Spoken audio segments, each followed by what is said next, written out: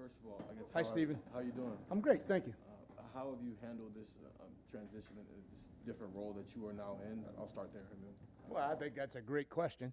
I would tell you that that obviously this has been the hardest stretch of my professional career, which I would tell you means I've had a really good career.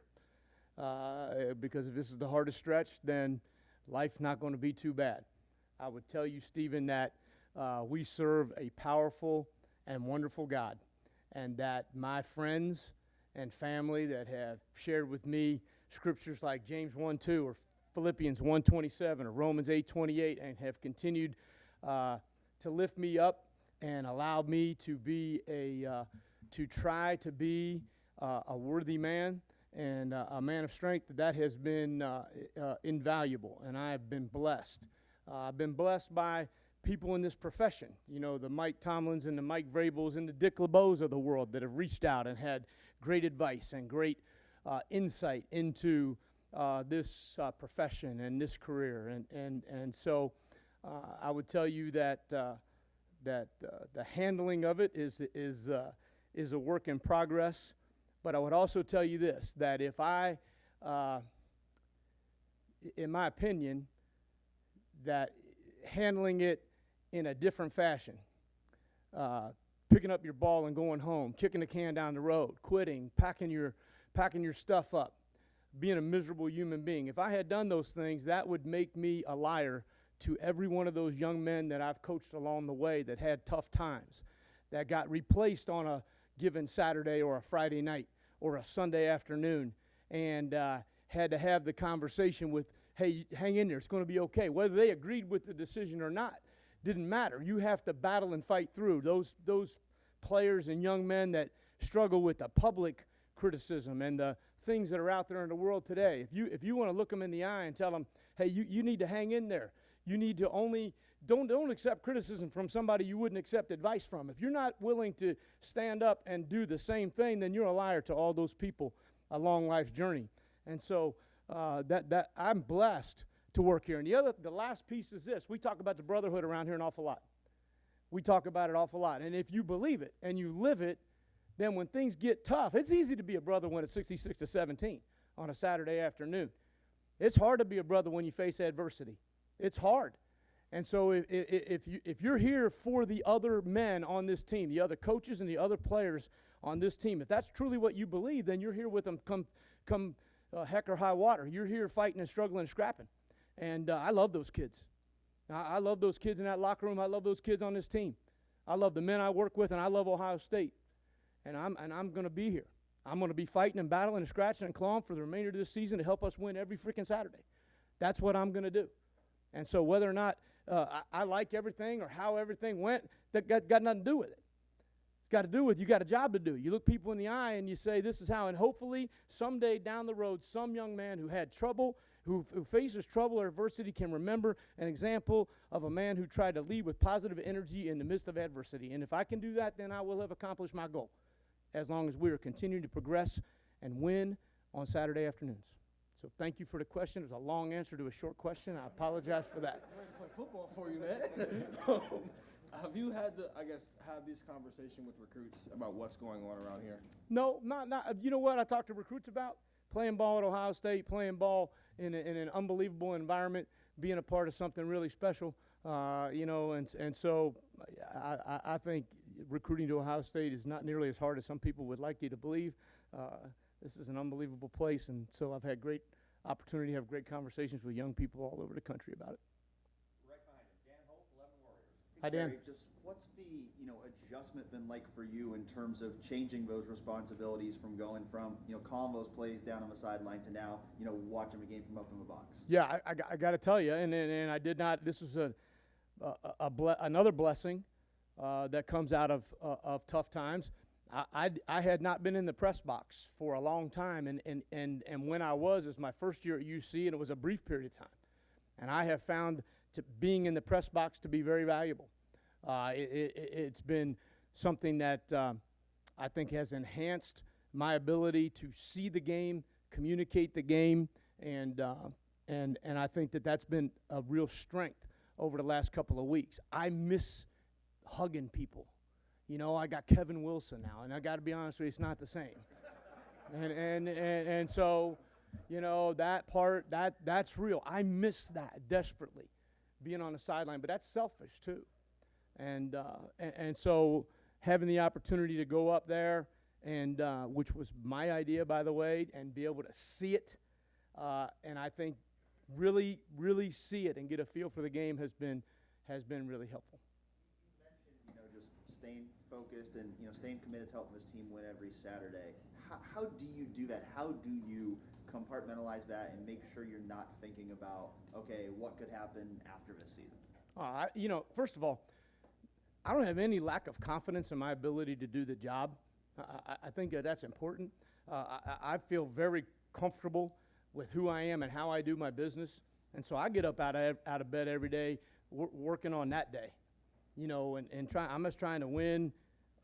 Tuesday, right? Trying to win Tuesday. You know what I mean? And so for me, that is all that I'm trying to do. And when those kids get in here at 2:30, present to them the best options and the best opportunities they have to have success in a bye week, and then against Indiana. And that's, you know, to me, that's what you do. That's coaching. You know, so that's an easy thing to do. Second row right, Austin Ward, Letterman row. Hi, Austin. Hey, Kerry. What did you feel when you got that game ball on Saturday? You know, undeserving would be the first word that comes to my mind. We got a lot of kids who played their butts off and played in a great environment in a Big Ten game, and a lot of young kids that are starting to grow up and come of age. And so I would say that I felt undeserving. I was shocked.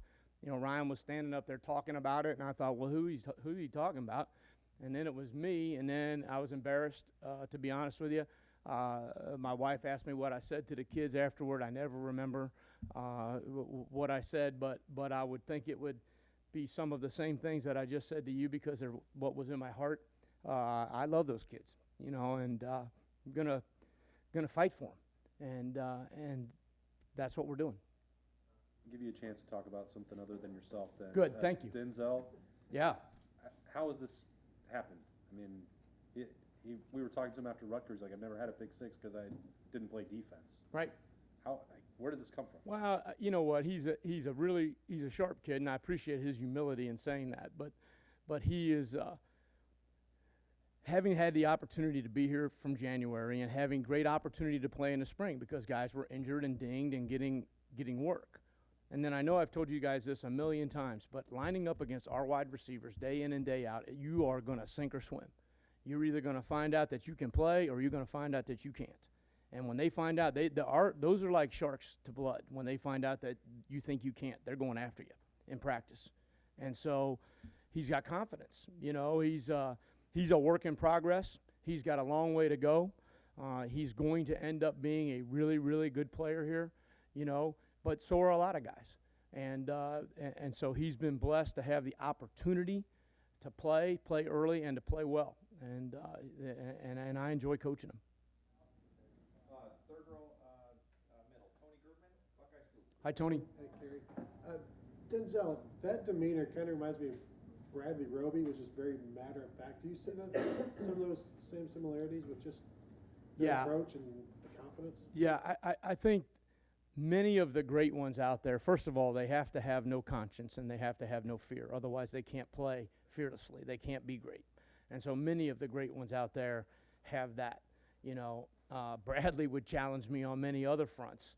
Denzel doesn't yet, which is good news.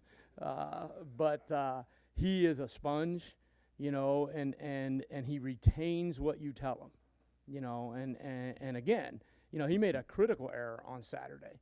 And hopefully that's one that he'll learn from and never make again. But he still has not seen everything. And that's part of this process, you know, is the opportunity to see everything. The more you play, the more you get that experience. And then I asked Ryan this. The defense seems to be coming together. How do you balance now you want to add more versus let's not just do that yet? I think we have to continue to add and evolve schematically because anything that you do all the time or over and over again gives the offense a great advantage. And so I think that is something that we're looking at every week. Certainly in the bye week, you want to study yourself and what have you done over the last 6 weeks, and how now are teams going to try to attack us with playing more split safety defense. And so we have to try to stay one step ahead. And I think that there'll be a continual evolution of learning and teaching as we go forward over the next 6 weeks to the Big Ten. Right behind him, Nathan Baird, Cleveland.com. Hi, Nathan. How you doing? Great, thanks. It seems like there's been, obviously there has been an evolution at cover safety between Latham being there to start the year and now what you have going on with Marcus and Cam. I guess, especially in the case of Cam, what has he shown you guys that has led to him having a bigger role? And just how do you see that splitting, I guess, going forward? Because it seems like Marcus is kind of, at least from the last game, jumped back into having. Yeah, what I would say, Nathan, is that our personnel is going to be a continual work in progress, and you will see evolution throughout many of the 11 positions on defense. And some of that is based in the youth that we have, and the fact that some guys are better suited in some weeks to play in some structures than other guys. So you may see games where Marcus plays the lion's share of plays, and then you may see games where somebody else does. In specific reference to Cam Martinez, he was playing really well in man coverage, particularly against throwing teams. And so that was a highlighted thing. And so based on who we're playing, I think the thing for us going forward is to continue to put the puzzle pieces in the right places for that week and for that game. And sometimes that can be challenging because guys need to flow and guys need to play. And at the same time, there are guys whose skill set is going to match better with certain teams and certain schemes. Helping from a practice competition standpoint week to week, something that seems like it probably wasn't there last year. No doubt. There's no question. I talked to the kids about this last week, as a matter of fact, that the beauty of what we have right now is it's real competition. It's real practice. I mean, we literally went back on Friday and watched practice clips of a couple of kids trying to figure out who is it that may or may not start, how many reps, what's the rotation going to be like. And so we look at our ones versus ones clips. How do they stand up and stack up against our number one offense and those opportunities they have in practice, because that's stuff they're going to see. And so the competition right now, certainly in the back end, is good, and it's making a difference. In first of all, you got to show up to practice every day. You got to practice hard. Somebody's chipping at your heels. And the good news is, if you didn't play as much last week, you can fix that next week, right? Go have a great week of practice and go fix it and go play more. It's a great question. Second row right, Tim May, Letterman Row. Yeah. Hi, Tim. How you doing, Kerry? Great. As you look at the defense from the Oregon game to now, what has been the biggest difference you've seen in it? I mean, obviously you've had some young guys growing up right in front of your eyes. Scheme-wise, y'all made some tweaks, but what is it, the improvements you've seen most? Confidence, and I think the confidence has come from experience. First of all, you got to play the game to be able. You can say I'm going to be great, but until you do it, until you make plays, how do you know, right? And as much as you want to get that in fall camp and the opportunities we have to scrimmage against each other and all that, Saturday nights, Thursday nights, Saturday afternoons are different deals, and especially with young players. And so hesitance breeds, lack of success. And the ability to play with confidence and to play fast comes from having experience. And so I think that is the biggest marker going forward. I think our kids, things that they didn't know, or they were hesitant or whatever about themselves, separate from the defense and all that, now they feel like, hey, I can do that. And as we continue to find out all the things they can do, I think that helps us with our evolution as well. Yeah, and one of the quickie, your observation, if Steele Chambers had been playing linebacker for a couple of years, where would he be now? Yeah, how impressed have you been by his rise? And I was what stands really out about him? impressed Saturday, because here's what Steele does. He sees and he goes. And you say, well, that seems really simple. It's not. It's not. Sometimes guys go and then they see. Sometimes they see and then they go. He sees and he goes. He sees. He's not always right where he's going yet, right? Because he needs that experience. But when he sees it, he goes. And guys like that are fun to coach. And we've had a bunch of them here. And you guys, some people listed some comparisons. And he's going to play more. We go back to the whole experience thing and the competition thing and how things will go at practice. You got to have a great week of practice. But if he sees it and he goes and he keeps doing that, he's going to play a lot of ball for the Buckeyes. Right next door, Joey Kaufman, Columbus Dispatch. Kerry, Hi, Joey. when you talk about the defense having more confidence, was there a point in the last few weeks where you started to notice that and felt like they were becoming more confident? Like, when did you kind of start seeing it? Yeah, I would say probably the Rutgers game. During the game, I felt like they really were locked into and comfortable with what they were doing and running around and making plays. And there were a couple of, in every game, regardless of what the final score is, in every game early there are critical plays where guys have to make plays. And there were some in that game and you could just feel it, you could just see it. And sometimes you see it now from way up here that they're feeling good, they're feeling confident, so I thought that was the first place where you could really see it on the field. Play come to mind or moment? I'm bad about that. I can remember what day it is, so I wish I could tell you, but I thought we had a couple of good third down stops there, and I think our guys started to really feel it. Right next door, Bill Rabinowitz, Columbus Dispatch. Hi, Bill. Hi, Kerry. It is Tuesday. Thank you. There are about 10 things I'd like to ask you. Let me ask you this first. What is your role? What has changed from the time they made the change? What's your role? I think that it's very hard to describe.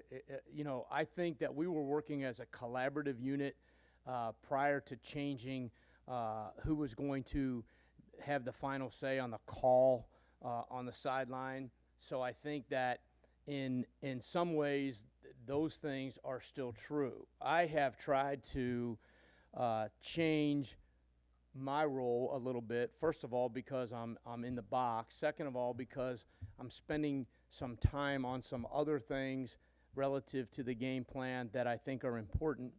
And so at the end of the day, there's an awful lot of conversation, obviously, during the week. And then by Saturday, there's still a good bit of conversation, and we will sit together and talk about this place on the field and this personnel grouping and this call versus this down and distance situation, so that by the time we are Saturday, it feels like everybody could make the call, if that makes sense. So I don't know if that really answers the question, but The other thing is apparently not. Well, But that's okay. Yeah, I don't expect you to kind of divulge all your state secrets. Matt Barnes obviously has now gotten a promotion or whatever, but he's been very kind of deferential and careful to not kind of say this is my defense. How has he responded to this? What's your relationship with him like, and what do you think of him as a coach? Yeah, I think he's a very good coach. I think that relationships are and always should go for all of us well beyond whatever our job descriptions, titles, and those things are. Otherwise, they're pretty fragile, right? They're not really relationships. You're just employees coming to work together every day. So I think that should be true for all of us. And so, I think worked well together before. I think we work well together now. I think you'd probably have to ask him. But, I don't think that to me, it's my responsibility to do a good job in all of these areas. It's my job to walk in the building with a bounce in my step, to high five and hug every single kid I come across, to prepare the team as best I can as part of the team of coaches to help us win on Saturday. I mean, that's what my job is. And so I look forward to it every morning. I don't get out of bed and go, oh man, I got to go to work. It doesn't happen. I told you guys a million times, I get up on the edge of the bed and say, man, it's going to be a great day. Well, it still is. That doesn't change. And if you let your circumstances change that, then I don't know then you were kind of fake to begin with, or you weren't that. I don't know. So I don't know if that's a long answer again to relatively short question. Were you able to do that the first day after the change was made, or was Oh it no, I'm not going to tell you that. I'll tell you the same thing I tell the kids when they have a tough day or an injury or all. It's okay to be sad. It is. It's okay to be sad, and there's nothing wrong with that. Otherwise, if it's not okay to be sad, if it's not okay to be upset, then what do we all? Then is it okay to be happy, right? So, but that can't last. That's a 24-hour window, and you got to pick yourself up, you dust yourself off, and you go back to work. And that's what life is. That's true for all of us. So be sad for a day. I'm not going to tell you I was kicking my heels and jumping up for joy. I'm not. That would be a lie. I'd be disingenuous. But I'm going to tell you that I make a conscious decision every day, and even that day, to make sure that I wasn't going to paint that picture for everybody else. Your guts can be turning inside out and upside down. But you don't have to show that to everybody else now. Because that just to me, that's just asking for sympathy. We've got time for one more question. Far left, Jared Smalley, WCMH. Kerry, related to that. Yep. You've been a very successful head coach yourself, and you Yep. ran an excellent high school program. Thanks. You've coached at all the levels. Yep. And I'm wondering if there's an element of respect that you have for Ryan in that position, because you know what that position is Mhm. like, of having to make a significant decision early in a season because he's trying to do, as you're saying, what's best for the team. Mm-hmm. Obviously, that's not the decision. You're being very honest about that. That's not what you were rooting for. But is there an element that you understand and you see the big picture of why the head coach has to do something of that nature? Yeah, I think that here's what I think, and you're talking about that's a tough question to answer, to be honest with you, Jared. So I'd rather you not asked it, because I have been, and I think that there are things about any situation like that are both good and bad and easy and hard and so I don't know exactly how to answer that best. Do I have respect for Ryan Day? Absolutely. Do I have respect for the university? Absolutely. Do I have respect for how difficult that process was? I do. I do. Do I wish I don't know. Do I wish everything wasn't so public? Yeah, I do. I think public's hard here. I'm gonna be honest with you, it's hard, and so that's it's hard for your family. It's hard for these kids. It's hard. That part is really hard. And so, what I would say is that our job, and I can only control me and my response to things that happen in the world. And once again, I want to tell you now, it's the hardest thing that's happened to me professionally, and if it's the hardest thing that ever happens to me professionally, that's a pretty daggone good career.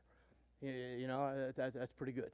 So, but we can control how we respond to those tough and difficult situations, and Ryan responded in the way that Ryan believed was best for the Ohio State Buckeyes, and that is absolutely 100% the head coach's prerogative, and I've been in that job, and I know that. And so I understand it. And like you said, you don't when you're a part of a team, whether everything's going the way you want it to go or not, you're still part of that team. And so we all got choices. We all got choices. You quit, that's certainly not a choice that I would aspire to. And it's the same thing. Like I said, I've had a lot of kids that come in and knock on that door, and that's what they're thinking, especially in the world of transfer portals and all those kind of things. And if you're going to look a kid in the eye and say, hey, man, you got to hang in there. You're part of this team. You're part of this brotherhood. You need to fight. You need to scratch. You need to claw. Things are going to get better. Things are going to get better. You keep working. You keep struggling. You keep knocking on that door. It's going to open someday. You're going to be – then you can't do that and then turn around and walk out and say, well, it doesn't apply to me. That just makes you a liar. It doesn't – I do want you to know, it doesn't shake my confidence in my ability to do the job. It doesn't. It doesn't. I've been doing this a long time. I'm not going to walk out of here fearful of being able to do that job or any other. I won't, because I believe in my heart with every fiber of my being I'm able to do that job and any other. And, present the job. Let's go do it. Let's go do it. I'll take 1, 2, 3, or 4 of you with me. Let's go. I believe that. And so, and I always have. And so I think that helps, to be honest with you. I think that helps in tough situations. Coach, thank you. Okay. Yeah, y'all have a good day. Thank you.